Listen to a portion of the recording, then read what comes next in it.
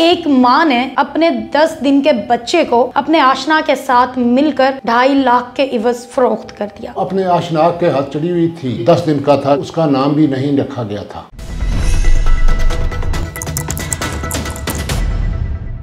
अस्सलामुअलैकुम। उर्दू पॉइंट के साथ में आपकी मेज़बान हुमा खालिद। नाज़रीन, आज मैं जड़ावाला के थाना लुंडियावाला में मौजूद हूँ, जहाँ पर हुई FIR नंबर 674/23 दर्ज। ये सारी कहानी जो है, तहकीक इसकी कहाँ तक पहुँची, इन्वेस्टिगेशन कहाँ तक पहुँची, मुलजिम पकड़े गए या नहीं पकड़े गए, ये सारा मामला हम SHO आरिफ साहब से सुनेंगे। मैडम, ये मुकदमा नंबर 674/23 है। ये तकरीबन 10/11/23 को FIR हुई है। उससे 5-6 दिन पहले कबल अपनी माँ ने अपने शनाख्त के साथ बच्चा फरोख्त कर दिया था जफ़र नामी बंदे को।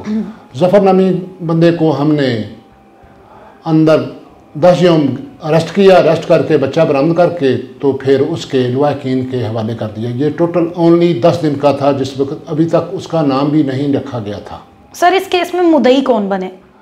मुद्दई उसका नाना बना। तो आखिर एक माँ ने अपने बच्चे को फरोख्ती क्यों किया? बस वो अपने आशनाक के हाथ चढ़ी हुई थी। वो कहती थी कि हमने पैसे के लालच में आकर फ़रोख्त कर दिया। जिसको फ़रोख्त किया ज़फ़र को, ज़फ़र मिल नहीं रहा था। वो कभी मरापुर, कभी हैदराबाद, कभी मुल्तान चला गया। उसको बड़ी बामुश्किल से अरेस्ट किया और अरेस्ट करने के बाद उससे बच्चा बरामद किया। अब वो जेल की सलाहों में जा चुका है गुनाहगार। सर, जफ़र नामी शख्स जिसे बच्चा फरोख्त किया गया, आखिर 10 दिन के बच्चे को उसने क्यों खरीदा? उसने इसलिए खरीदा कि वो खुद बहुत क्रिमिनल, कबल जी बहुत क्रिमिनल है। क्रिमिनल मैन का आदमी है। उसने आगे ज़्यादा कीमत पे उसने फ़रोख्त करना था। आगे किन लोगों को फ़रोख्त करता वो बच्चा? फ़रोख्त वो करना था उसको तकरीबन सिंध के लोग थे, उन्हों को फ़रोख्त करना था। लेकिन आगे फ़रोख्त करने में नाकाम हो चुका, क्योंकि फौरी तौर पे FIR दर्ज हुई। FIR दर्ज करने के बाद हमने उसका पीछा किया। पीछा करने के बाद उसको अरेस्ट कर लिया। आगे उसने सिंध में जाकर फ़रोख्त करना था। सर, आपको ये कैसे मालूम हुआ कि जो बच्चा है उसे उसकी माँ ने फ़रोख्त किया? उसकी माँ को मैं इंटरोगेशन किया था ना। ठीक है, इसलिए मुझे पता चला कि उसकी माँ ने साथ मिलकर फ़रोख्त किया था। सर, बच्चे को 2.5 लाख में फ़रोख्त किया गया। उस वक्त उस बच्चे को कहाँ पे फ़रोख्त किया गया था? कौन सी सिटी में फ़रोख्त किया गया था? घर से, उसके घर से फ़रोख्त किया गया। कौन सी सिटी में? इधर इलाका थाना लुंडिया में। थाना लुंडिया में, यहीं पे फ़रोख्त हुआ वो बच्चा। इससे पहले जफ़र जो था वो और कितने बच्चों को इसी तरीके से खरीद कर आगे फ़रोख्त कर चुका था? फर्स्ट था। और जफ़र से आपने इन्वेस्टिगेशन की, पता लगा कि उसने ये सारा मामला क्यों किया? मतलब कि उसको ये आइडिया कहाँ से आया कि मैं बच्चा लेके आगे बेचूं? वो कह रहा था कि इन्होंने मुझे ज़बरदस्ती दिया था कि हमें पैसे की ज़रूरत है, हम गरीब आदमी हैं, अपने पेट पालने के लिए बच्चे को बेच रहे हैं।